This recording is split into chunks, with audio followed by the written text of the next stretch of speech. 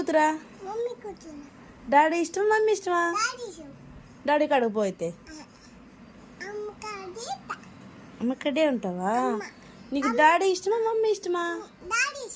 సరే డాడీ కాడికి పో. సరే అప్పులు ఎవరు తెస్తారు? డాడీ తెస్తారా మమ్మీ తెస్తారా? డబ్బులు ఎవరు ఇస్తారు? డబ్బులు ఎవరు ఇస్తారు? నాకెవరు ఇస్తారు?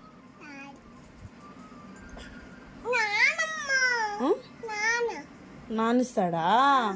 Okay okay.